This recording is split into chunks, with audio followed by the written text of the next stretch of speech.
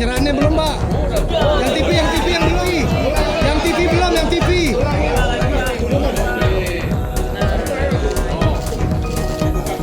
Terima kasih Pak Dasko.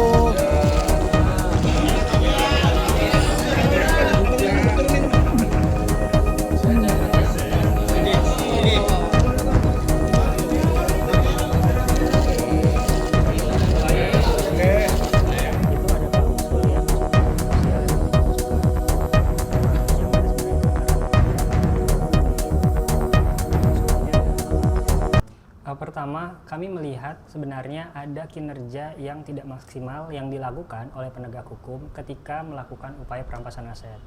Sebab di dalam Undang-Undang Tindak Pidana Korupsi sebenarnya sudah diatur mengenai mekanisme terkait dengan perampasan aset itu sendiri terhadap para pelaku korupsi. Nah, yang menjadi persoalan adalah kinerja penegak hukum hingga saat ini itu tidak maksimal, sehingga banyak sekali aset-aset atau hasil tindak pidana korupsi yang dinikmati oleh koruptor ini tidak balik ke negara. Sebagai contoh, berdasarkan catatan ICW terhadap tren vonis tahun 2024 yang dikeluarkan oleh ICW, kami melihat hanya 4% nilai korupsi itu yang berhasil untuk dirampas ke negara dari 330 triliun.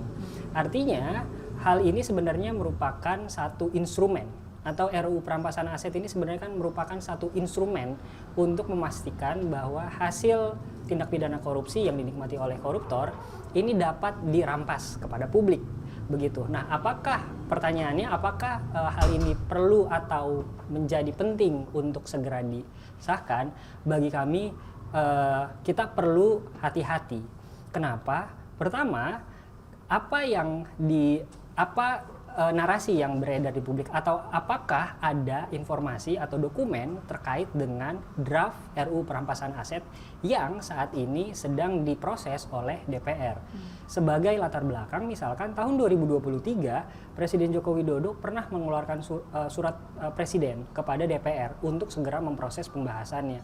Namun persoalannya sejak dari tahun 2023 hingga berakhirnya masa kepemimpinan DPR pada periode tersebut itu sama sekali tidak pernah dibahas. Kemudian dalam beberapa waktu terakhir, akhirnya DPR mencoba untuk menginisiasi RUU perampasan aset itu menjadi inisiatifnya DPR.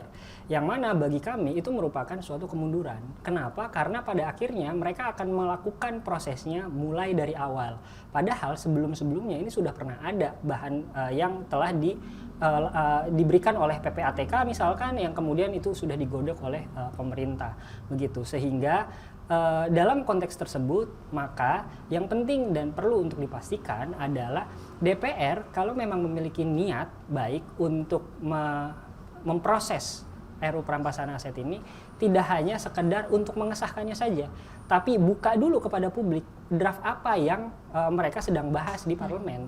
Karena jangan sampai bahan atau draft yang dibahas oleh DPR itu pada akhirnya bukan menguntungkan publiknya, tapi menguntungkan kelompok tertentu doang.